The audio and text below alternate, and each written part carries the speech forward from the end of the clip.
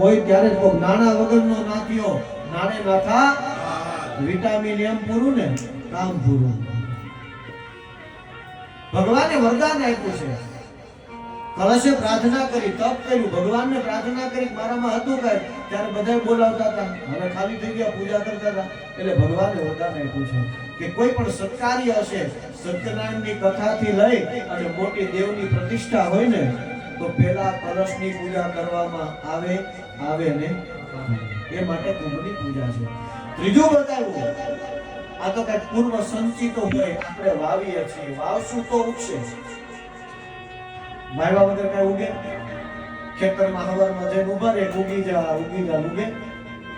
એના માટે વાવવું પડે. તો વાવવું જરૂરી છે, પુણ્ય કઈ કરવું પડે. તો આજે આપણે પુણ્ય વાવ્યું એટલે આ વટ વૃક્ષ થયું. ભગવાને એ પ્રાર્થના કરીએ કે આપણા વડીલોના જેમ કીધું ને કે આશીર્વાદ હોય તો ઘર થાય, મગર ન થઈ શકે. કૃપા હોય તો જ ઘર થઈ શકે.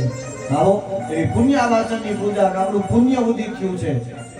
બાકી લક્ષ્મી કેમ પ્રાપ્ત થાય ખબર છે? પુણ્યને પ્રાપ્ય તે લક્ષ્મી. પુણ્ય વગર લક્ષ્મીની પ્રાપ્તિ થાય. મહેનત કરે તો મહેનત આપણાથી વધારે બીજા કરે છે. એની પાસે તો ભંડાર રૂમ ભર્યા હોવા જોઈએ ને, પણ પુણ્ય વગર લક્ષ્મીની પ્રાપ્તિ ન થાય.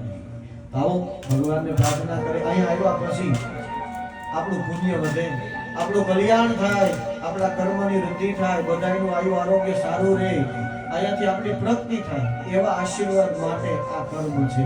આવો ત્રીજા નંબરની પૂજા કળશના દેવી દેવતાઓની કરીએ, પ્રાર્થના કરતા દઈએ, કઈક વાવીએ છીએ.